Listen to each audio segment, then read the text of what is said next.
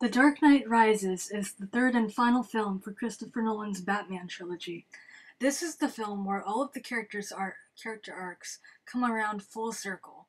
I loved seeing all of the same characters that we've been following since Batman Begins, as well as the new characters. I particularly liked the setup that they had for the two main villains in this film. You got two characters working as one on the same planet at the same time, just in different ways. One is the secret one, the one who's a shadow-like presence, sort of like an agent. And the other one is this massive enforcer, this huge theatricality.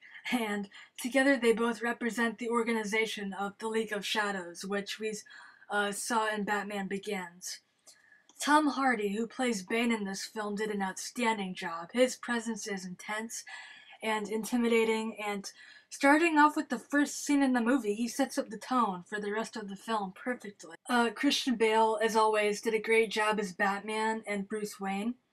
And Marianne Cotillard, who I first saw in Midnight in Paris, one of my favorite actresses. She was great in this movie.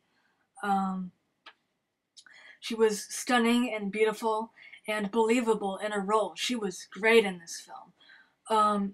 I think that this was actually the film that was most personal in terms of characters and their inner struggles.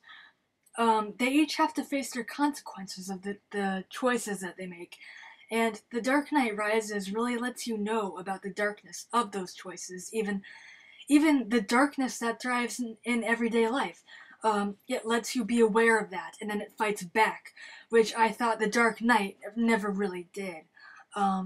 Even though there are some plot holes in the films, and were also some scenes that could have always been executed better, it still really is a very well-organized, thought-out, powerful, and concise story. I personally think that it's better and better the more that you watch it. It becomes more clear and connected because you know what's coming, you know what to expect, and you're more able to focus on everything that's happening, even the little details that you may not have picked up before.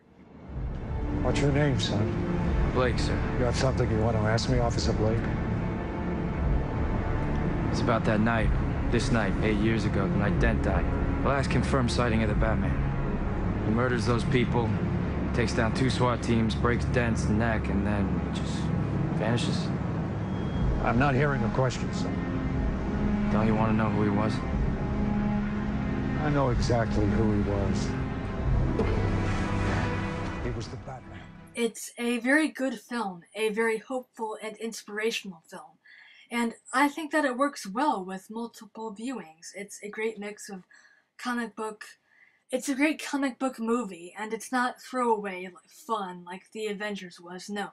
It was a film of storytelling. It had substance to its characters, a very deep, tightly woven storyline, and a story that gave the Batman franchise the justice that it deserved.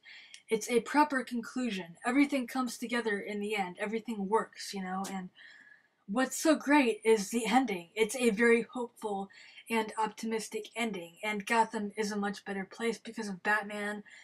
Everything works, and it never feels cheesy. It feels like the ending that we were meant to get. It completes everything, and it ties up the other 2 films perfectly, and it's just a plain good movie. And it gets a very high recommendation from me. And it's still out in the movie theaters now. So go out, go see it, have yourself a good time, enjoy it. Just enjoy. Do you think he's coming back? I don't know.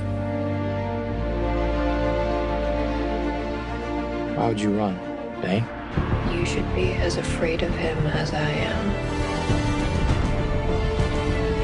I won't bury you. I've buried enough members of the Wayne family.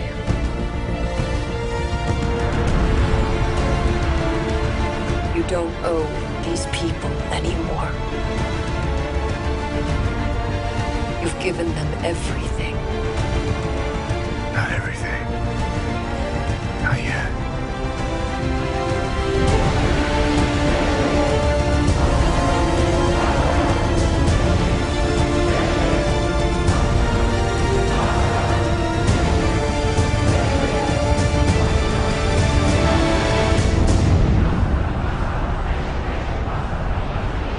My mother warned me about getting into cars with strange men.